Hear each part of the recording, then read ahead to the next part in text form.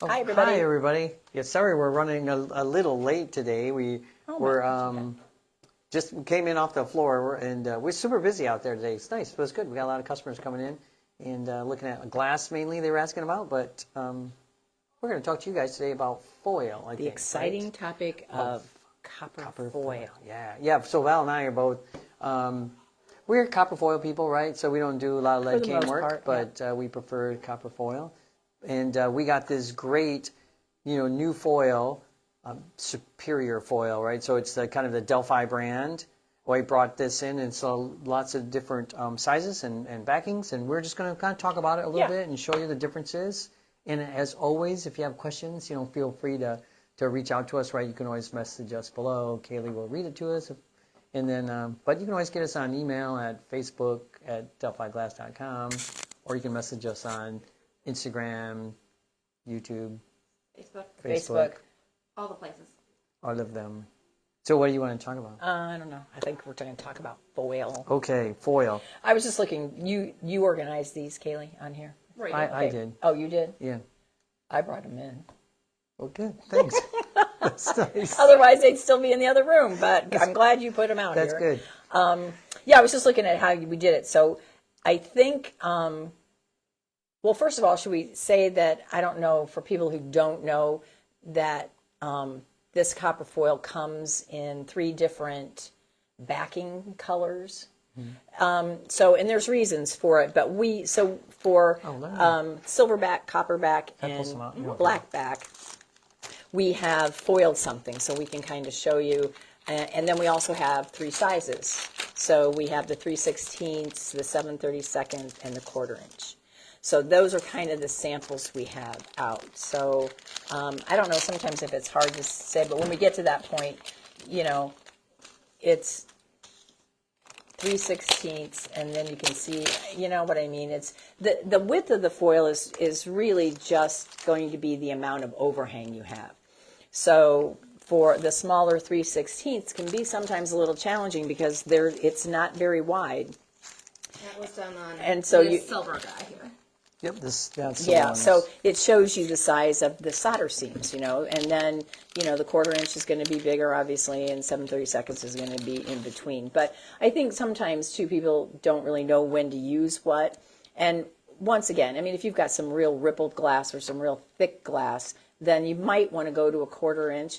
I would say, and I think you do too, that the standard thickness is usually 7/32. That's what I would say. Yeah. 7/32. But also, I know that the 3/16, people will say, well, why would I ever want to use that small? Because you have to center it really good, and then you just have a little slight overhang on both, which is enough to solder. But it really does come in handy if you're doing little pieces. Over here, that's little. Yeah. So good. Because if you're doing little tiny pieces, by the time you use a 7/32 and get around it and burnish it down, you got like a speck of glass showing through. So the 3/16 can be a good size too. Or I was saying lamp, people that make like Tiffany style lamps, the narrower the foil, again, if you're doing little small pieces, you're just going to see more of the glass work. I mean, I tell people in beginning classes all the time, I know for me personally, that when I'm doing a stained glass project, I think I want to see as much of the glass as possible.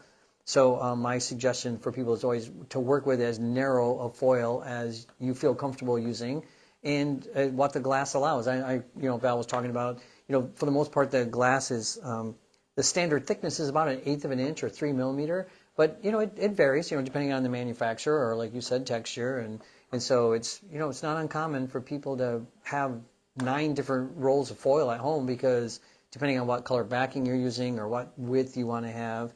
I just tore these off real quick. I was doing this. If you want to so maybe you could see the difference between them, how I got them kind of backwards. Sorry. The backing. So this is showing the backings kind of, and also hopefully the widths. You can see some of the difference in the widths, right? So The widths. That's a good one. So it's the adhesive that's colored on these, in case you're wondering, right? So like the copper one has a clear adhesive, this is a black adhesive, that's a silver adhesive. And again, 1/4 inch here, 7/32, 3/16. You can see the difference between them. Yeah. And so what? Okay, but they are are all copper.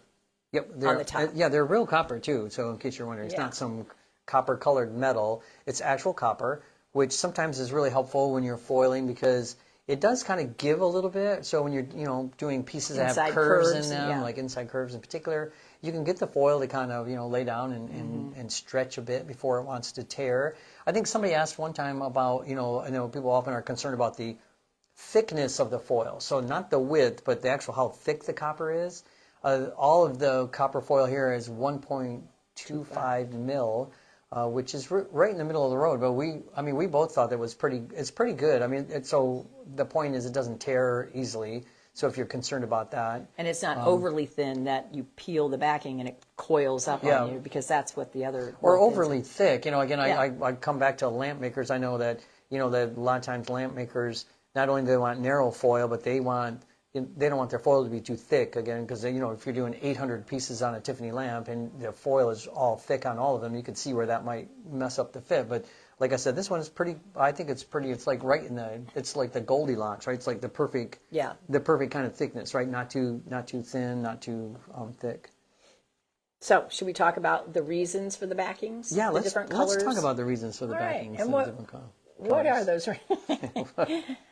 Right? Yeah, well, the difference is, so what we say is that, it depends on, well, a couple things. One would be depend on how transparent your glass is. I mean, we did all these samples in clear because we wanted you to really be able to see what was going on with the foil and the backings. But, if you're using opaque glass or really dark cathedrals, it doesn't matter. It probably doesn't matter the color of the backing. So, and I would say, and I don't know this to be a fact, but it used to be that copper on copper was, I don't know. The least expensive. The least expensive? It used to be a little Is less it expensive. still? I don't know. Boy, Seems I'm like not you sure. pay a little more for the colored backings. I don't know. I think because I was looking up for a customer who was asking about the price point, and I believe, if memory serves, it was between $11 and $14. There is not much difference when it comes to the prices of this. So.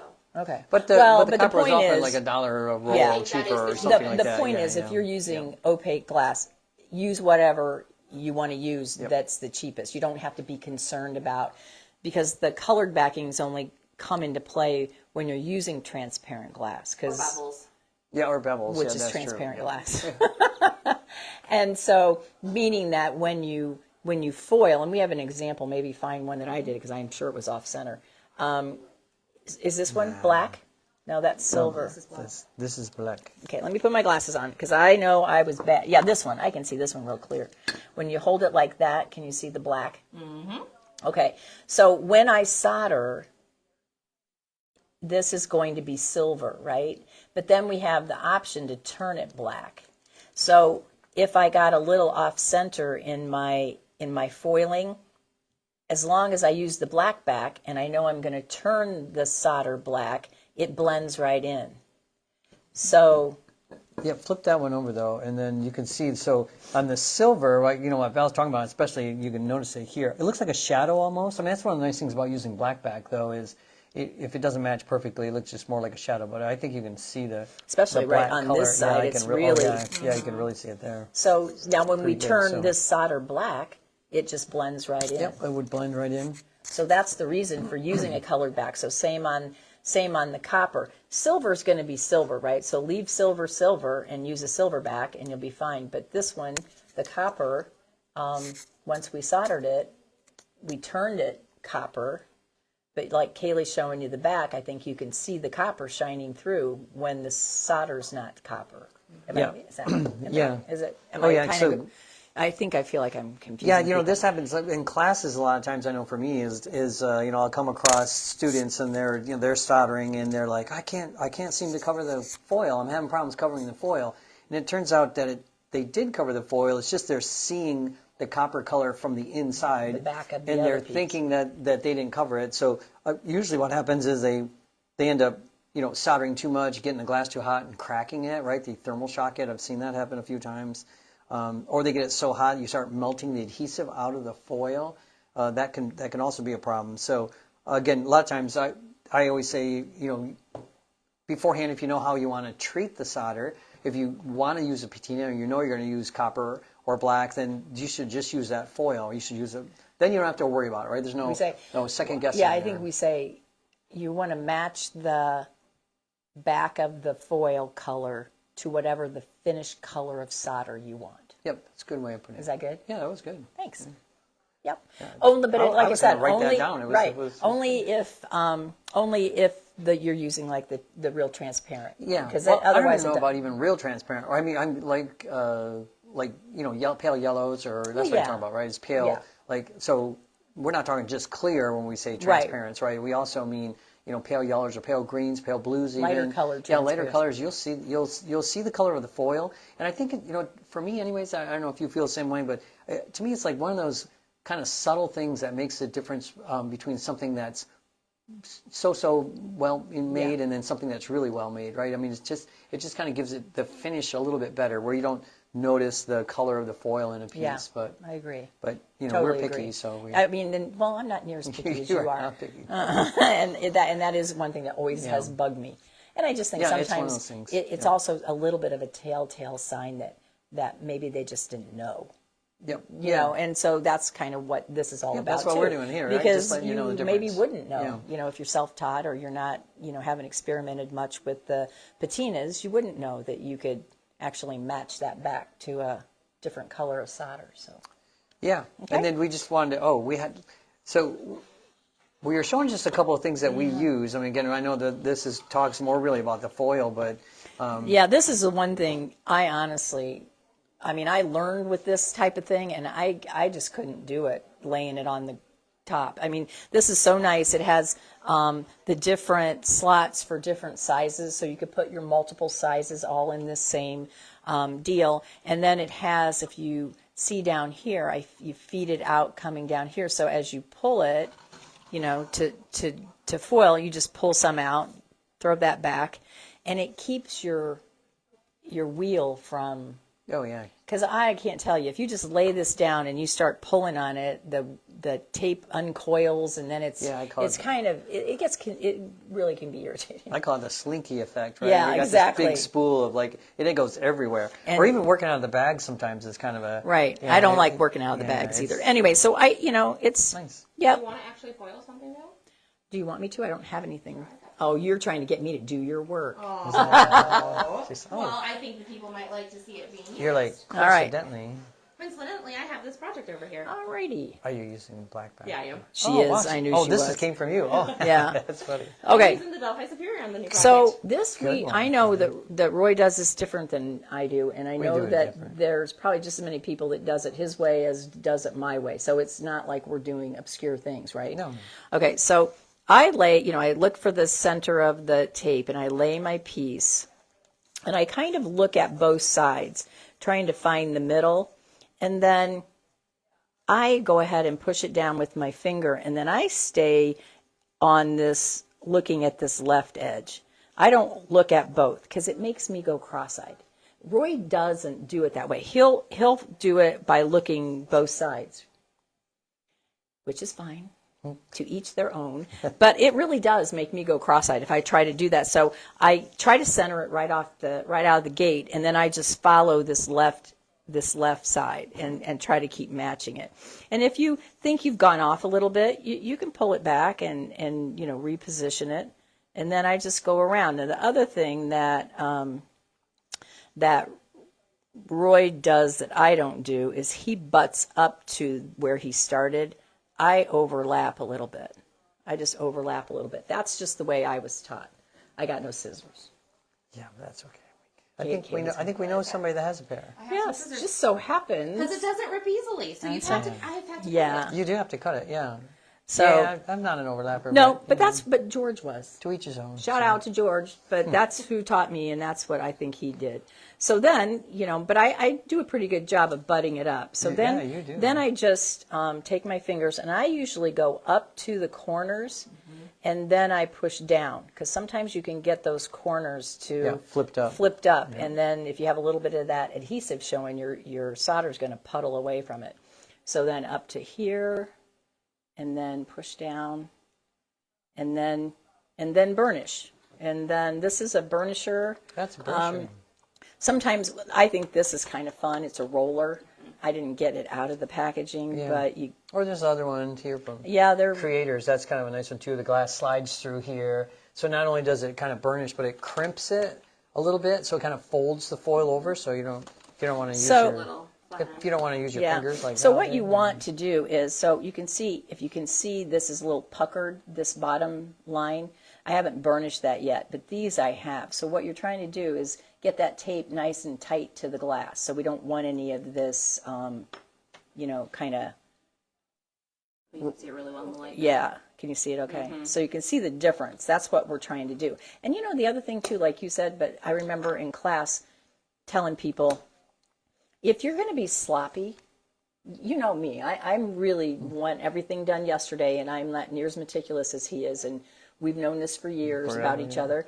But the one thing about the copper foil, when you do it, if you're sloppy, that's the way your solder's going to look, because your solder's going to stick to your glass. So if I didn't line up right and have a little jutted out edge, or I have a cut piece, I mean, so when I burnish it down and look at it, I want it to look really good right now. I want it to look. I did pretty good. Yeah, you Keely. did a pretty good Thank you, job. Val. So there you go. I want to keep going. I was No, just saying, how thanks. many more does he?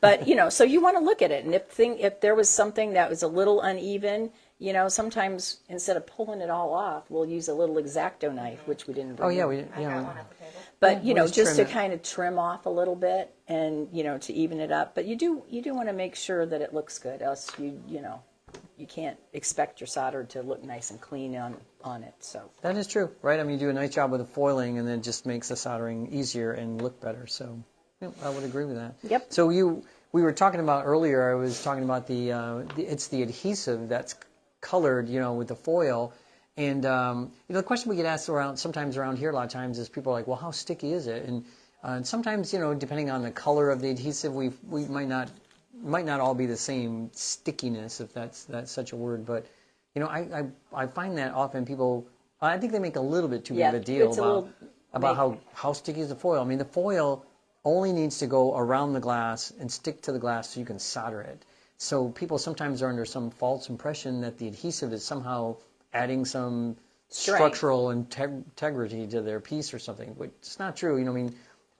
Tiffany Studios back in the late 1800s used wax or pitch or tar on copper, and then when they soldered, all that stuff just melted right out. So there was no real adhesive holding the copper to the glass. It's the solder, right? I mean, that's where you get the strength from. So, it's just got to get around the piece, right? And we, Val and I used all of these. We used all 9 of them, and I think we truly, didn't have any I problems do with think them. typically, and I think anybody who's done any amount of copper foiling knows that silverback tends to be a little less sticky. Yeah. Doesn't mean it's defective. It just always is. So it might be something about the actual coating or whatever, right? So Yeah, that is nice. The other really nice thing about since you said that, what's really nice about these bags is they're reusable, right? So they open up like this. You don't have to cut them open or tear them open. You can slide your foil back in there, and then when you're done, you can kind of seal it back up, because the foil lasts longer if it's not exposed to the air, right? If you can keep it in some kind of airtight thing, it just won't oxidize as so quickly. And then, if that happens, you can usually pull off a roll, spool or 2 at the top, and then cut it off, and you'll get interior. You'll get it in closer, and that's better, but still. But nice way of kind of storing it. so those are Anyway, nice it's right bags. inside the bag. And we tried to make it super easy. The silver has the silver, copper, and black. Yeah, and it's nice bold, right? I mean, it tells you exactly the width of it, 3/16, quarter inch or whatever. So that is nice. They're pretty nice foil. I think there's 36 yards, which is kind of standard in the kind of the foil industry, but plenty of foil for you to do your work. Well, I don't know what else we have. I think that's it. Yeah. That's, Right? Oh, just real quick. I don't know if you touched on this real quick, but we talked about the different widths, and then sometimes what we get from people is, I'm sorry, I just have to do that. she has to make fun of me, is that people think the wider the foil, the stronger the panel is or something, right? So we sometimes get people that, and I'm sure maybe to some way that it possibly is, but really, I mean, this one here has the narrower foil, I mean, it's just as strong and durable as these other ones that we had done. So Yeah, and keep in mind too that sometimes we talked about this yesterday because, to be quite honest with you, it's been a while since I've foiled anything. Yeah. And, I think we sort of forget that centering it is, something that you really want to do, but then you just go ahead and if you have to trim it or do anything, but you also want to keep in mind that when you pick the size, maybe the 1/4 inch is a little easier to do, but what I discovered yesterday was I thought the 3/16 was easier because there's nowhere to, you got to go up the middle, no room for error. there's no room. Gotta... So with the 1/4 inch is a little trickier to get in the center. But what you also want to keep in mind is when you look at this and you think, okay, that's a relatively nice thin copper line, so that where the solder sticks on that's going to be an okay seam. But guess what? You got to remember, it's going to go that way. So it's going to be against something else. So it's double what you're seeing when you foil is what your seam is going to be. So, that might change your mind a little bit if you, don't want big, wide solder seams.